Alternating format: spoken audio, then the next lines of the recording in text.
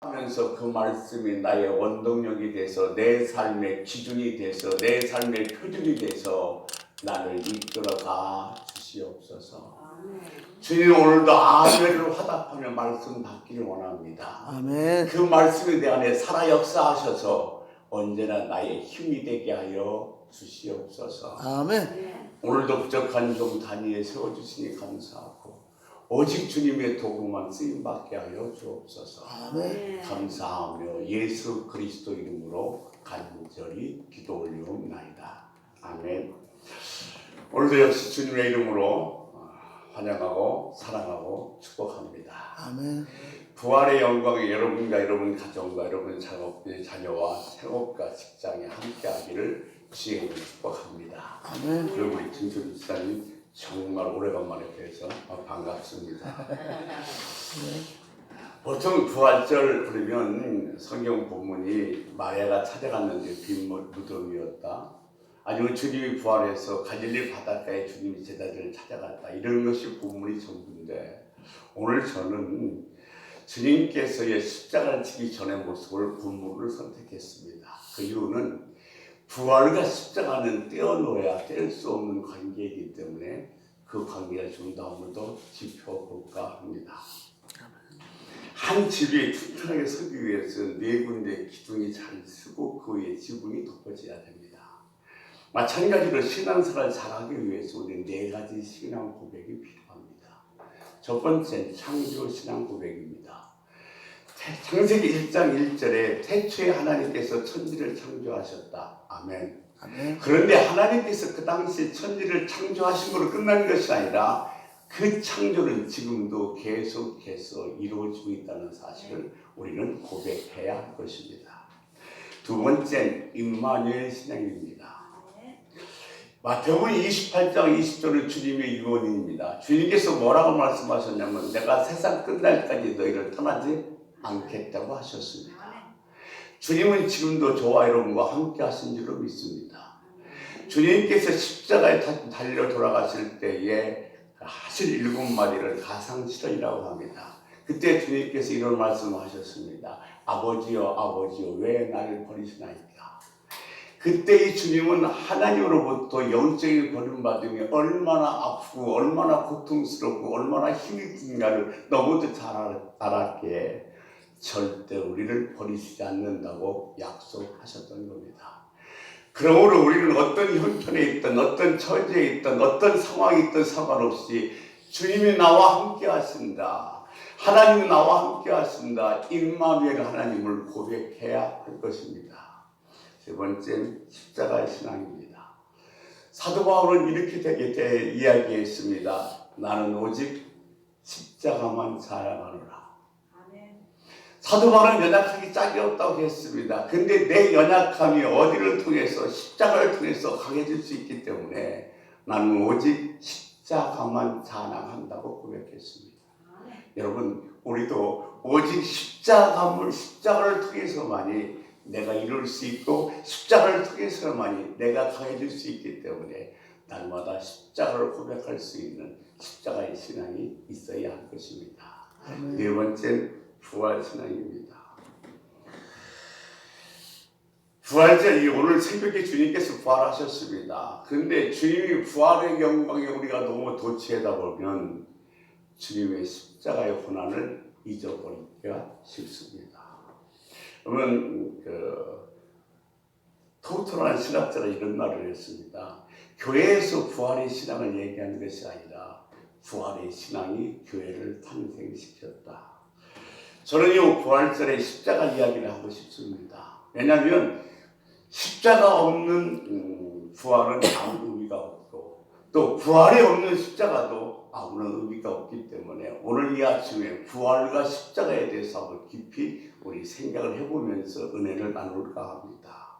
십자가는 세상과 다른 가치관을 가진 사람들이 나는 그 가치관을 가지고 십자가의 가치관을 가지고 살겠다고 결심한 것이고 부활이라는 것은 세상과 다른 가치관을 갖고 살아가지만 절대로 패하지 않는다. 결코 승리한다는 것을 우리들에게 확신을 주는 것이 부활입니다. 우리가 서로 다른 세상과 가치가 다른 그런 그 가치관을 가지고 살아가는데 십자가를 바라보고 사는 것이 결코 어리석은 것이 아니라 그 십자가를 바라보고 사는 것이 결코 우리를 승리를 갖다 준다는 확신을 갖다 주는 것이 바로 뭐냐면 부활이라는 것입니다. 부활절에 오늘 가장 정확하게 십자가 이야기를 하고 있는 겁니다. 신앙의 본질적인 의미는 어떤 의미가 있을까요? 십자가야말로 우리가 본질적으로 붙잡아야 될 것이고 이 본질적인 십자가를 붙잡아야만이 우리가 진짜 핵심 있는 본질적인 신앙생활을 할 수가 있기 때문입니다. 레디카이라는 책에서 이런 내용이 나옵니다. 한 목사님이 인도네시아를 방문했습니다. 그리고 한 사원을 구경을 갔습니다. 그런데 상당히 많은 인파들이 모였고 거기에서 불교 지도자, 힌두교 지도자, 이슬람 지도자, 목사님께 넷이 앉아서 종교에 대해서 이야기를 하기 시작했습니다. 근데 그때 거기서 한 분이 이런 말을 합니다.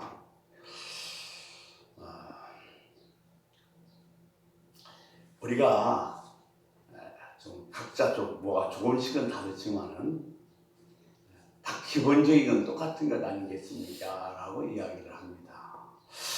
그러자 그 얘기를 하면서 우리 목사님도 뭔가 한 말씀 하시죠 라고 얘기하자 그때 목사님이 이런 얘기를 합니다. 우리들은 산기슭에 있고 실은 저 산 꼭대기에 있는데 어떤 방법이든지 그 산 꼭대기에 올라가면 된다고 생각했기에 모든 종교가 다 똑같다는 가치관을 갖고 있는 것은 아니십니까? 라고 하자 그렇다고 끄떡거립니다. 그래서 목사님이 그건 대단히 잘못됐습니다. 큰일 날 일입니다.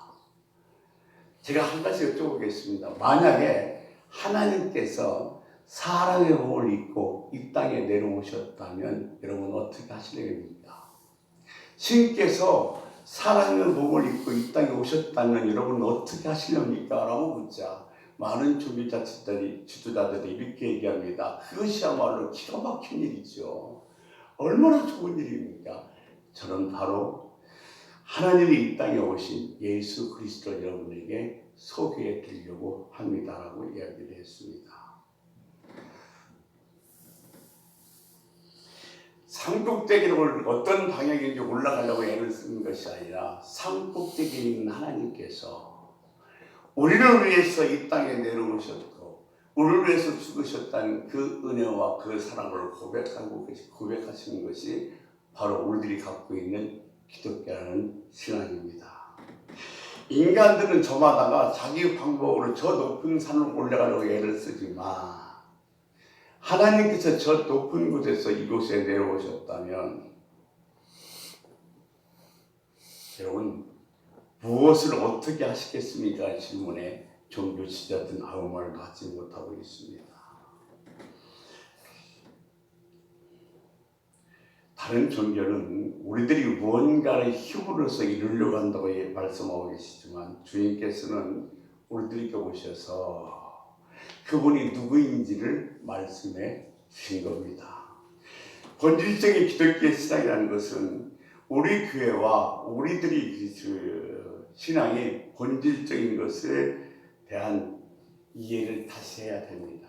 무슨 얘기냐면 높은 곳에서 이 낮은 곳에 내려오신 하나님의 은혜와 하나님의 사랑에 대한 고백을 하는 것이 참 신앙인데 우리가 오늘 이것을 잃어버리고 사는 것은 아닌지는 모르겠습니다. 부활절에 우리가 이것을 한번 생각할 부분입니다.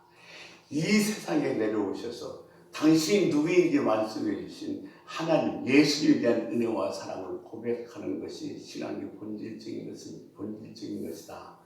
다시 한번 생각해보면 부활절 아침이 되었으면 좋겠습니다. 아멘. 우리가 신앙생활을 하다 보면 우리에게 중요한 오류 두 가지가 발생해야 됩니다. 첫 번째는 뭐냐면 종교 소비주의입니다. 종교 소비주의라는 것은 어떤 말인 거냐면 하나님을 우리가 믿는다고 하면서 우리들이 원하는 것을 만들어 놓고 그것만 믿는 겁니다. 예를 들면 몸이 불편한 사람은 병을 고쳐주는 하나님, 경제적으로 어려운 사람은 경제적으로 부유케 해주는 하나님, 내 자녀의 도움을 원하는 사람은 내 자녀를 도와줄 수 있는 하나님, 물론 하나님이 그렇게 하실 수 없다는 것은 아닙니다. 그런데 이 종교적 소유주의라는 것은 우리들이 원하는 하나님을 딱 만들어 놓고 그 하나님께만 예배하면 하나님이 어떤 분인가를 잃어버릴 수가 있고, 또 우리들이 열심히 예배를 드리고 기도를 하고 있지만 우리들은 하나님의 모습을 모를 수가 있다는 사실입니다. 또 하나의 무서운 것은 사명주의입니다. 사명주의라는 것은 우리 가운데 하나님의 사명을 주셔서 그 사명을 감당하려고 애쓰고 노력하는 건데, 그 감당하려고 애쓰고 노력하는 것이 언제도 말씀드렸지만 사명이 사명으로 끝나버립니다. 사명지상주의가 됩니다. 그래서 사명 받은 사람이 많아서 사명을 위해서 열심히들 하고 있는데 오히려 그 교회가 시끄럽고 다툼이 있고 정말 어지럽게 되는 것을 우리는 주위에서 자주 복용합니다. 여러분, 우리가 열심히 예배를 드리고 있고 열심히 기도를 하고 있지만 내게서 예수 그리스도의 모습을 보여주지 않고 있다 그런다면 우리의 신앙이 잘못된 것은 아닌지 한번 뒤돌아보는 시간이 필요하다고 생각합니다. 우리들이 부활절에 우리 기독교 신앙의 본질은 무엇인가 하면, 성경은 우리들이 십자가에 대해서 한 가지 이야기를 해주고 있는 것이 있습니다. 하나님은 우리가 십자가는, 하나님이 말씀하신 십자가는 우리 인간이 힘을 가지고 뭔가를 하려는 것이 아니라 하나님께서 십자가로 이루셨다고 말씀하고 계신 것입니다. 오늘 본문 말씀 마가복음 10장 42절에서 43절 말씀에 보면, 마가복음 10장 42절 43절 말씀 우리 같이 한번 보겠습니다. 예수께서 부르다가 이르시되 이방인의 집권자들이 그들을 임의로 주관하고 그 고관들이 그들에게 권세를 부리는 줄을 너희가 알거니와 너희 중에는 그렇지 않을지니 너희 중에 누구든지 크고자 하는 자는 너희를 섬기는 자가 되고. 아멘. 마가복음 10장은 주님께서의 그 사역의 중요한 분기점을 이루는 부분입니다. 주님께서 드디어 공개적으로 나는 십자가를 지러 왔다고 말씀하십니다. 수많은 사람들이 예수님을 따랐고 예수를 쫓아다녔는데 예수님께서 공개적으로 나는 십자가를 지러 이 땅에 왔다고 말씀하사 많은 사람들이 예수님 곁을 떠나가기 시작합니다. 사실 여러분 생각해보면 많은 사람들이 모이는 것은 그렇게 중요하지 않습니다. 사람들이 얼마나 모이는가 모이지 않는가는 우리에게 별로 그렇게 중요한 의미는 있지 않습니다. 많은 사람이 모였을 때에 주님께서 내가 십자가를 지겠다고 말씀하시니까 많은 사람들은 주님 곁을 떠나갔습니다. 오늘도 우리가 여기에 모였는데 여기에 모인 게 중요한 것이 아니라 여기에 왜 모였는가를 우리는 반드시 알아야 합니다. 그래야 여기에 모인 이유가 분명하기 때문에 그렇습니다. 교회는 우리 보통 헬라어로 에크레시아라고 하는데, 헬라어로는 에크레시아, 또 그리고 독일어로는 키르케라고 부릅니다. 둘 다 또 교회라는 뜻을 갖고 있습니다. 그런데 에클레시아는 성경에서 모든 교회는 다 에클레시아로 기록되어 있습니다. 에클레시아는 어떤 것이냐면 바로 하나님을 믿는 공동체를 얘기합니다. 즉 뭐냐면 이런 건물이 아니라 하나님을 믿는 하나님 백성들 자체가 바로 뭐예요? 교회인 겁니다. 그것을 에클레시아라고 불렀습니다. 근데 이 켈케는 독일어입니다. 이 독일어에서 뭐가 나왔냐면 처치, 교회가 나왔습니다. 그러니까 예수를 믿는 사람들의 공동체가 주님께 예배를 드리려고 하니까 뭐가 필요했어요? 교회라는 건물이 필요했습니다. 그래서 그때 거기서 케르케 해서 교회라는 단어가 나오기 시작했습니다. 그런데 우리들은 보통 머릿속에 교회 하면 무엇이 떠오릅니까? 건물의 교회를 우리는 기억합니다. 물론 그것이 틀렸다는 것은 아닙니다만 본질적인 의미를 잊어버리게 되면 이 건물이라는 교회는 대단한 잘못을 저지를 수 있다는 사실입니다. 건물이 지어지면서 이 어느 날부터인가 이 건물의 주인은 우리 주님이 아니라 목사가 중요한 역할을 차지하기 시작하게 되었습니다. 건물이 교회가 되기 시작하면서 예배한 여러분은 공동체에서 예수님을 예배하는 것이 아니라 우리 교회가 뭘 해야지, 우리 교회가 뭘 해야 잘할 수 있지, 우리 교회가 무엇을 해야만 좀 더 잘 짓고 절 나을 수 있고 절 잘 먹을 수 있지, 교회가 무엇인가를 해야 된다는 그런 것들이 나타나기 시작하고, 이런 현상이 나타나기 시작하면 교회에서 예배 드리면서 불편한 것을 교인들이 참지 못한다는 겁니다. 또한 더불어서 우리는 정말 나눠지면서 섬기면서 주님을 믿겠다고 다짐한 사람인데 섬김을 받지 못하면 견디지 못하는 것이 바로 이 건물이 예배의 주인이 되어버릴 때 나타나는 현상들입니다. 여러분, 이런 부분에서 우리가 십자가를 잃어버리고 있는 것은 아닌지 한번 곰곰이 생각해 봐야 됩니다. 우리는 교회 중심적 교회에서 하나님 중심적 교회로 빨리 바뀌어야만이 교회의 본질적인 모습을 발견할 수가 있습니다. 교회 중심의 교회란 무엇이냐면 건물을 지어진 이 건물을 통해서 우리가 어떻게 더 화려하고 어떻게 더 크게 들고 어떻게 해야만이 많은 모일 수 있고, 이거 우리가 무엇을 어떻게 해야 되는 것만 생각하고 있지. 하나님 중심의 교회는 하나님의 마음이 어디 있는가를 볼 수 있어야 된다는 겁니다. 우리는 얼마나 많은 사람이 모이고 얼마나 화려하고 얼마나 멋진 예배를 드리는 것이 중요한 것이 아니라 하나님이 이 교회에 대한 마음이 어떤 것인지를 볼 수 있어야만이 본질적인 하나님 중심적인 교회가 되어갈 수가 있는 것입니다. 그러면 하나님의 이 교회에 대한 본질적인 마음은 어디에 있는가 하냐면 십자가에 있습니다. 오늘 부활절에 우리는 신앙의 본질적인 문제를 생각해 봐야 됩니다. 역사를 보면 놀라운 사실이 하나 있습니다. 4대 종교, 그래서 불교, 또 힌두교, 이슬람교, 기독교 여러 가지 종교가 있는데 가만히 보십시오. 지금 모든 종교들은 중심지가 다 그대로 있습니다. 이슬람교는 중동에 있습니다. 힌두교나 불교는 아시아에 있습니다.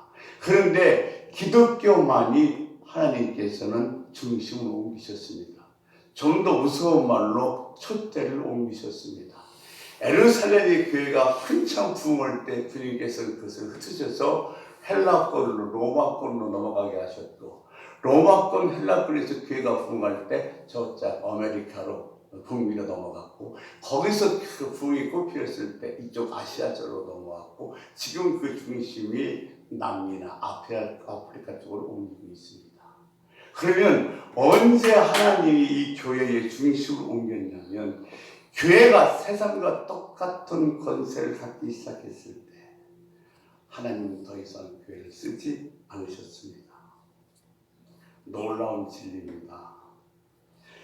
십자가는 우리가 갖고 있는 권력으로부터 나오는 것이 아니라 권력을 버리고 힘이 없는 것부터 하나님의 능력이 시작되기 시작한다는 겁니다. 지금은 어느 때보다도 예수 믿는 사람들이 많습니다.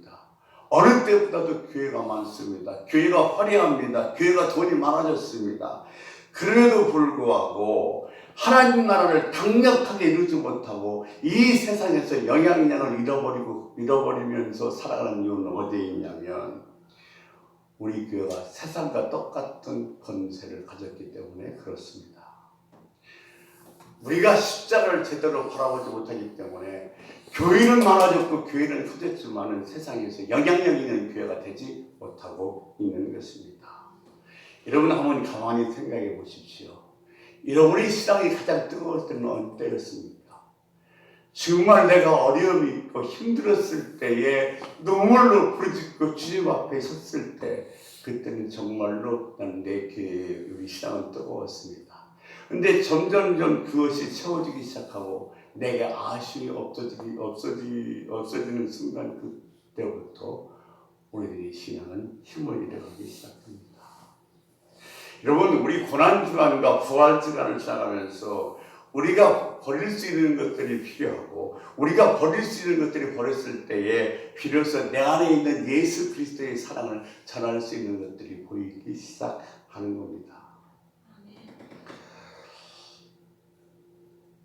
나를 비우지 않으면, 십자가를 바라보지 않으면 우리들은 하나님 앞에서 올바른 신앙을 가질 수가 없습니다. 저는 목사에게 있어서 가장 큰 유혹이라는 것은 목사가 권세와 권력을 가지려고 한다면 세상에서 그보다 더 큰 유혹은 없다고 생각합니다. 왜냐하면 그것을 갖는 순간에 하나님과 십자가를 의지하기보다는 그것을 의지할 확률이 훨씬 더 많기 때문에 그렇습니다. 오늘 이야기는 예수님께서 이제 십자가를 지려고 예루살렘에 올라간다고 말씀하셨을 때에 세베다의 두 아들 야고보와 요한이 우리는 한 사람은 왼쪽에 한 사람은 오른쪽에 앉게 해달라고 부탁을 합니다. 너무 잘하는 이야기죠. 근데 예수님께서 세베대의 아들 요한과 야고보가 그렇게 얘기했을 때 예수님은 이렇게 대답하십니다. 마가복음 10장 37절 38절 말씀을 보면 이렇게 대답하고 이렇게 말씀하십니다. 여짜오되 주의 영광 중에 우리를 하나는 주의 우편에 하나는 좌편에 앉게 하여 주시옵소서.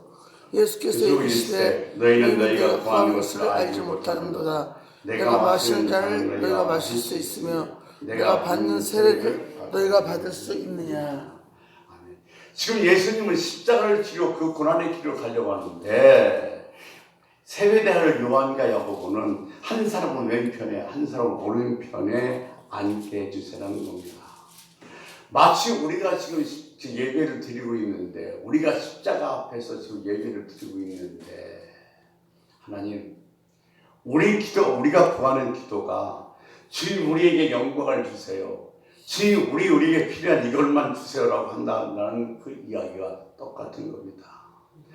그래서 하나님께서 말씀하고 계신 겁니다. 너희는 내가 마시는 잔이 무엇인지를 알지 못하는도다. 3년 동안 주님을 따라다녔던 주님의 제자들조차도 주님의 길을 가려 하지 아니했습니다.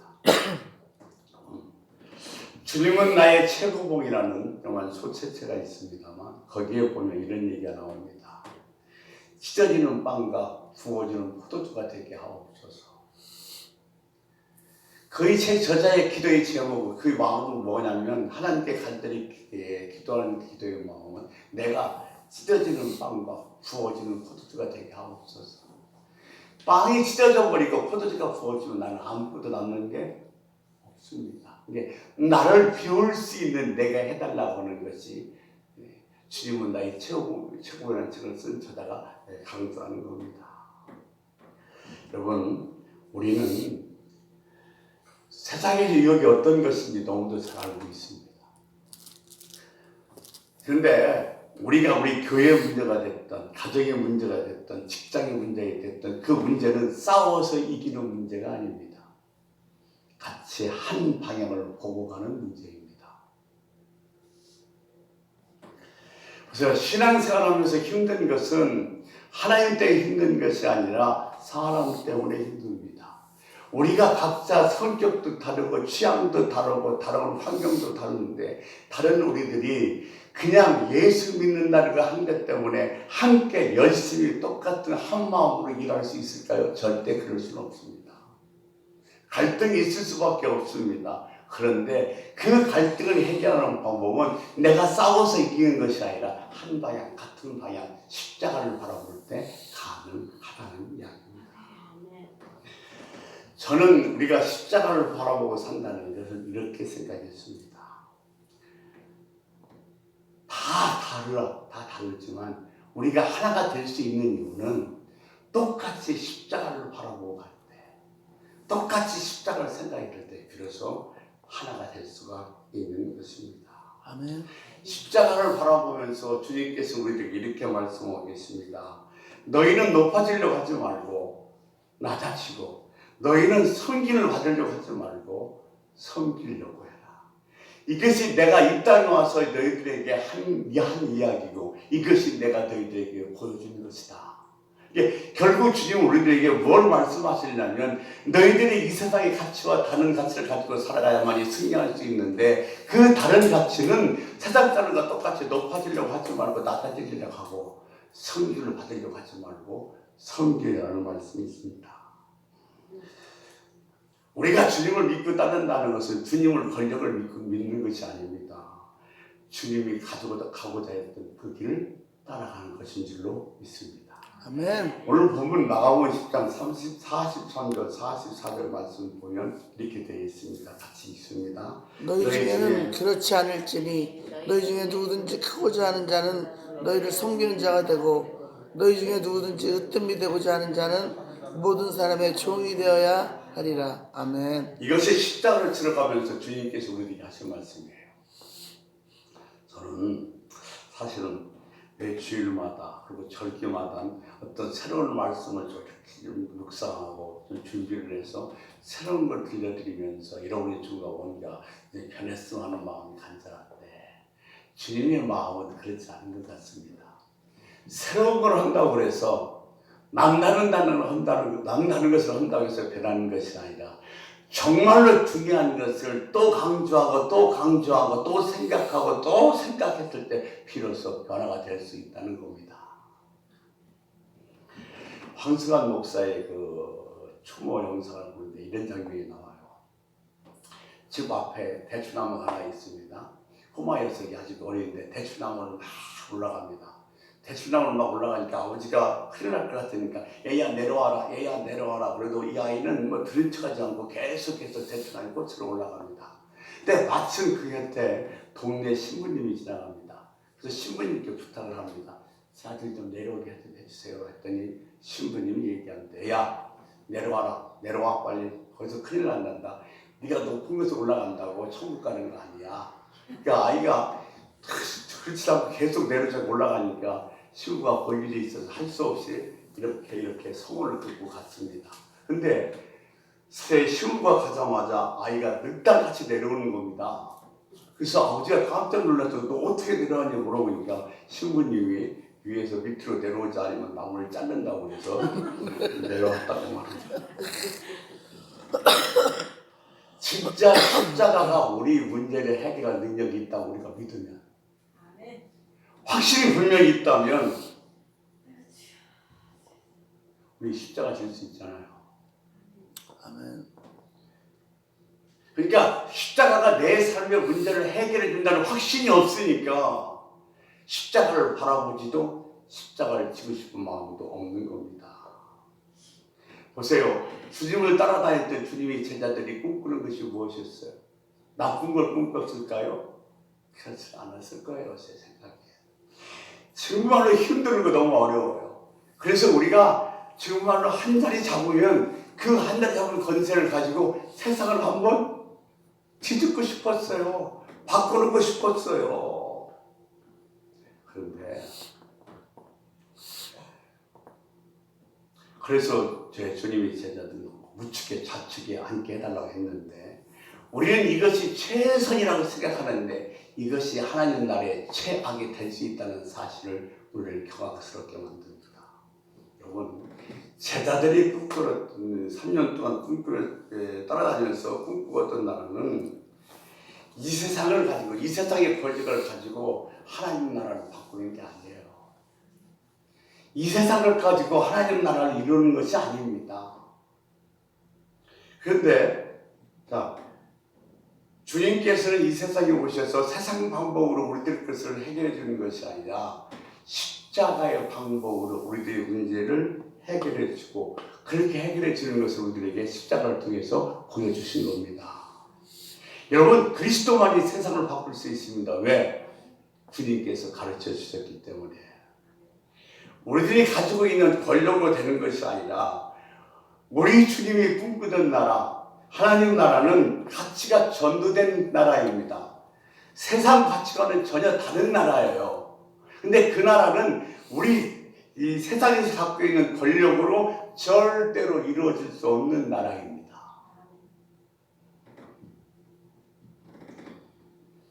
세상에 살아가면서 주님께서 우리에게 말씀하신 십자가의 힘을 모른다면 우리가 무슨 힘을 가지고 이 세상을 이기며 살아갈 수 있겠습니까?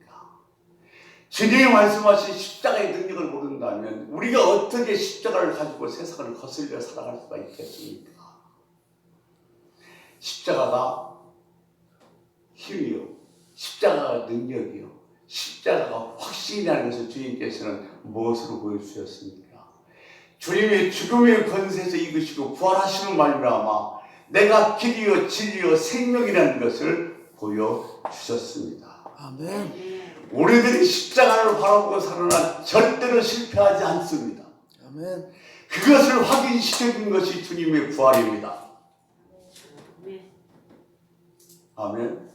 여러분, 십자가가 힘이 없는 것 같지만 그 십자가를 의지하고 십자가를 바라보고 살면 절대로 망하지 않는다. 아멘. 그것을 보여주는 것이 주님의 부활입니다. 아멘.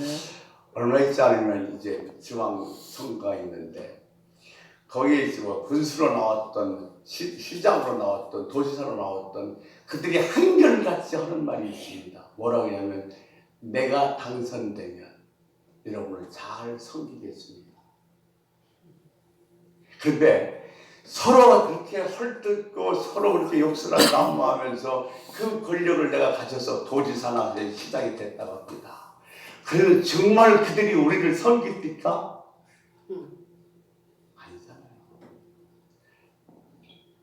왜냐하면 세상 권력을 가지고는 절대로 우리를 섬길 수가 없습니다. 세상 권력을 가지고는 절대로 세상을 바꿀 수가 없습니다. 왜냐하면 세상 권력을 취하는 방법이 저유롭지 못했기 때문에.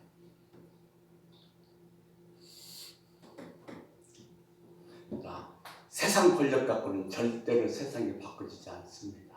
그래서 우리가 시장이나 도시사 찍으려면 누굴 찍어야 되는가 하면 잘 섬길 것 같은 사람 찍어야 돼요. 다 그놈이지만.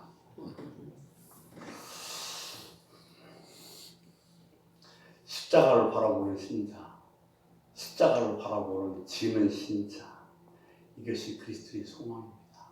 아멘. 여러분, 그리스도인이 뭐예요? 세상 방법으로 하나님 나라를 이뤄가며 십자가를 바라보면서 우리들이 하나님 나라를 만들어 보겠다고 결심하는 사람들이 바로 크리스찬 기독교인들입니다. 우리는 이 희망을 내가 하나님이 주신 하나님의 십자가로 세상을 변화시켜 보겠다는 이 희망을 잃어버리기에 이 세상에서 비실거리면서 사는 것이 아닌지 모르겠습니다. 복음의 능력을 믿는 사람들에게 45절 이렇게 말합니다. 인자가 온 것은 성기를 받으려함이 아니요 도리어 성기를 함이고 자기 목숨을 많은 사람을 대속물로 주기 필요함이니라. 하나님 나라는 권력을 가지고 확장되는 것이 아니라 세상은 싸워서 이겨야만이 영향력이 더 커지고 또 싸워서 이겨야만이 뭐가 확장되는데 하나님 나라는 지려고 애쓰고 십자가를 바라볼 때 비로소 그것이 확장되고 커질 수 있다는 겁니다. 그러니까 하나님 나라는 세상적인 싸움과 세상적인 방법으로 절대로 확장시키거나 이룰 수가 없는 나라입니다. 아멘. 그래서 지금 우리들에게 세상과 가치관이 다른 섬기지 말고 섬기를 받지 말고 섬기고 너희들이 뭐예요? 높아지라 가지고 낮아지고 종이 되라고 말씀하고 계신 것입니다. 3년을 주님을 쫓아다니면서도 불구하고 주님의 제자들은 하나님 나라가 무엇인지 주님의 길이 무엇인지 제대로 알지를 못했습니다. 주님께서 십자가에 돌아가시기 전에 최후의 만찬을 하시고 목요일날은 허리에다가 수건을 걸치시고 대학을 하다 주님이 제자들의 발을 씻겨줍니다. 그자 제자들이 이렇게 얘기하죠. 주여 선생님이요. 주여 주님이시고 선생인데 우리가 선생이 발을 씻게 걸지 어째 선생님께서 저희들이 발을 씻기려 하십니까? 그때 주님께서 뭐라고 말씀하시냐면 내가 너희들의 발을 씻겼던 것처럼 너희들도 다른 사람을 섬겨라. 이 말을 들었던 주님의 제자들이 얼마나 당황스러웠을까요?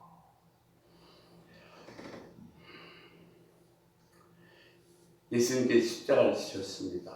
십자가에 달리셨습니다. 제자들은 숨어서 그런 꿈을 꿨을지도 모릅니다. 예수님은 능력 있는 분이니까 십자가에서 내려오셔서 노마한 병력들을 싹 쓸어버리고 이 세상을 바꿀 거야, 아마 그런 생각을 했을지도 모릅니다. 그러나 주님께서는 십자가에서 내려오지 않으셨습니다. 십자가에 그대로 계셨습니다. 이유는 뭘까요? 순종하는. 우리들에게 이 말씀을 해주시기 위한 거예요. 하나님 나라는 싸워서 이기는 나라가 아니다. 끝까지 십자가를 지는 것이 하나님 나라라고 말씀하시기 위해서 주님은 끝까지 십자가를 지셨던 겁니다. 우린 도전해야 됩니다.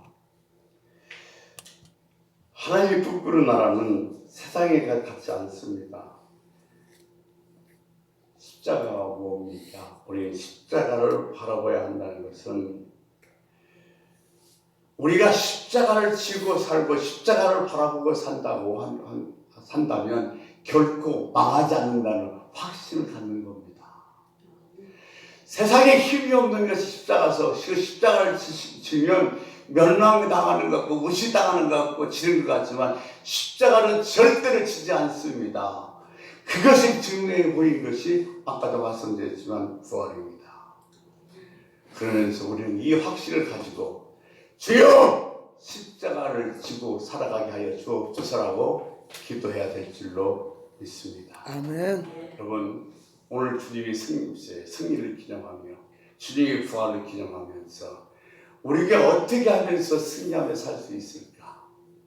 나를 포기하며 십자가를 지는 방법이라는 사실을 깨달아 날마다 지는 연습, 성길 연습하시는 저와 여러분 되시기를 주의 이름으로 소원합니다. 아멘. 기도하겠습니다. 주님, 십자가에서 돌아가시는 말미암아 그리고 부활하셔서 십자가를 지고 사는 삶이 결코 지는 삶이 아니고 승리하는 삶이라는 것을 우리들에게 보여주신 주님, 우리도 이 세상을 이기는 방법이 세상에 어떤 권위를 갖는 것이 아니라 십자가라는 방법이라는 사실을 깨달아 십자가를 지면 결코 지지 않는다는 확신을 가지고 부활의 주님을 바라보면서 날마다 승리하는 삶을 살아가게 하여 주시옵소서. 감사하며 예수 그리스도 이름으로 기도 올려옵나이다. 아멘.